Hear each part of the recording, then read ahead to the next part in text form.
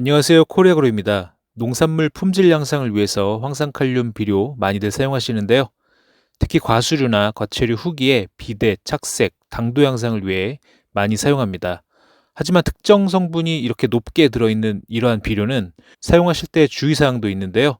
오늘은 황산칼륨 사용 시 주의사항과 대처법에 대해서 알아보도록 하겠습니다. 먼저 황산칼륨에 대해 간략히 알아보겠습니다. 흔히 황산갈이라고도 불리는데요. 성분은 조금씩 다르지만 칼륨은 수용성으로 대략 50% 정도 들어있고 황도 17% 정도 함유되어 있습니다.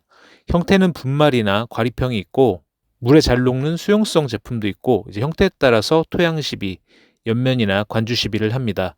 특히 염화칼륨과 비교가 많이 되는데요. 염화칼륨과 달리 염소가 없기 때문에 토양 염류 축적에 보다 안전한 비료입니다. 다만 산성 비료로서 무분별한 사용은 토양 산성화를 유발하기도 합니다. 다음은 황산칼륨의 효과입니다. 우선 높은 칼륨 함량으로 칼륨에 의한 효과를 더욱 극대화시켜 줄 수 있는데요. 칼륨은 광합성 산물을 잎에서 과일로 이동시켜 주기 때문에 당도를 올려주고 이에 따라 열매 착색에도 도움을 줍니다. 또한 기공 조절, 체내 수분 조절로 건조, 가뭄에 좀 더 강하게 만들어주고 뿌리 활력도 유지시켜 줍니다.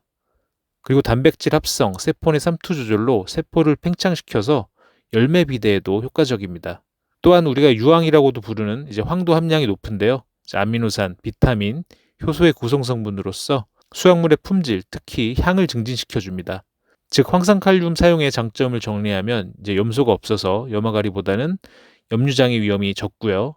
당도 착색 향상에 더 효과가 좋고 수용성 형태는 빠른 칼륨 공급이 가능합니다.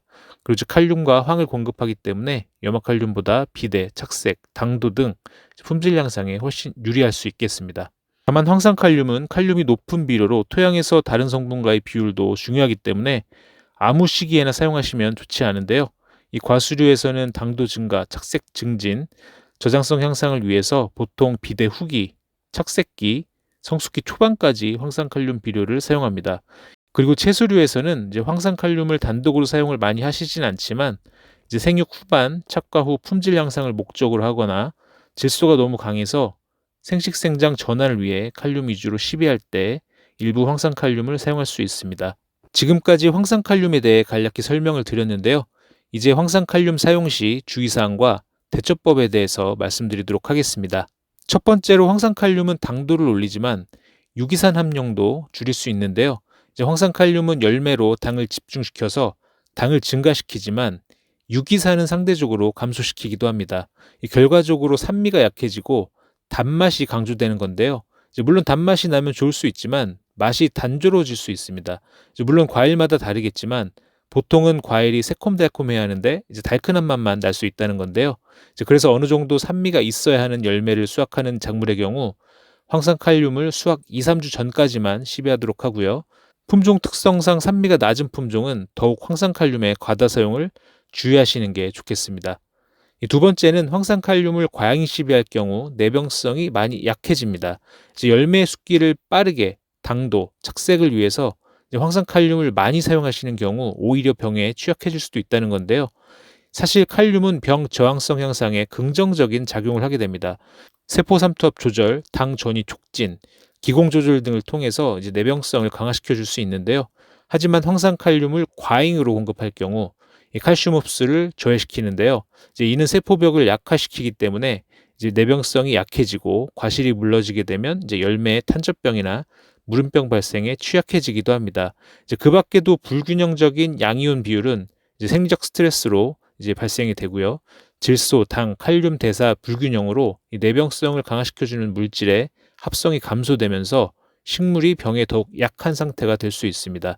그래서 당연히 황산칼륨을 적정량만 사용해야 합니다. 하지만 토양 상태를 잘 모르시는 경우가 많기 때문에 이 적정량의 황산칼륨만 사용하시더라도 이 식물 입장에서는 과잉 공급이 될 수 있습니다. 이를 최소화하기 위해서 황산칼륨을 토양에 표충 시비하시던 관주를 하시던 칼슘, 마그네슘을 2% 보충해 주시는 게 중요하고요.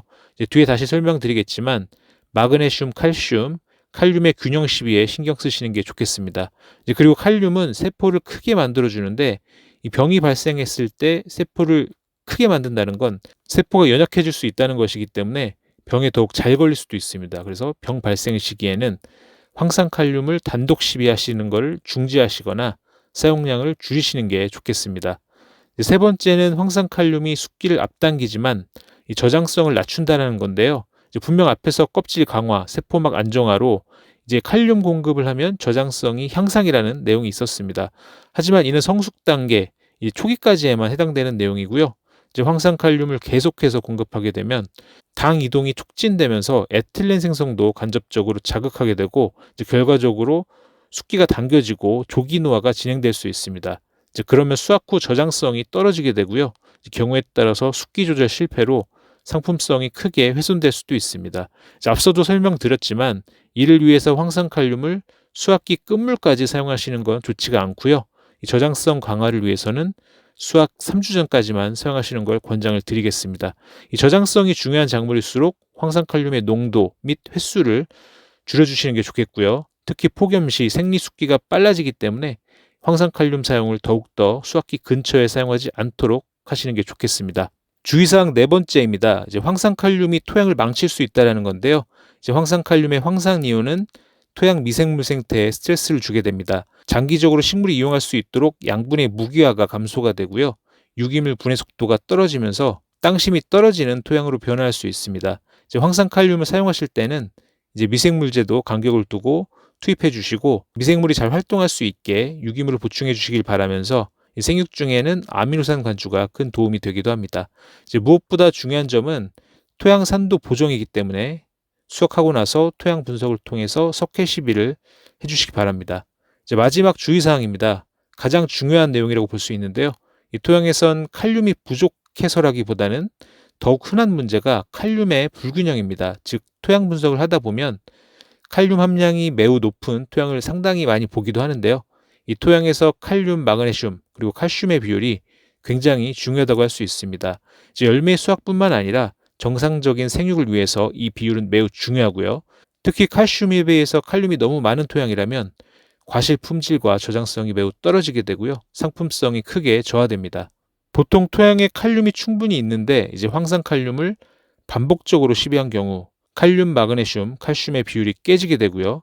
그래서 가장 중요한 부분이 토양 분석을 하시고 칼륨, 마그네슘, 칼슘의 비율을 확인하시고 이제 부족한 성분을 보충하시되 특히 칼륨이 높은 토양의 경우는 이 황산칼륨 시비는 지양해야 할 수도 있습니다.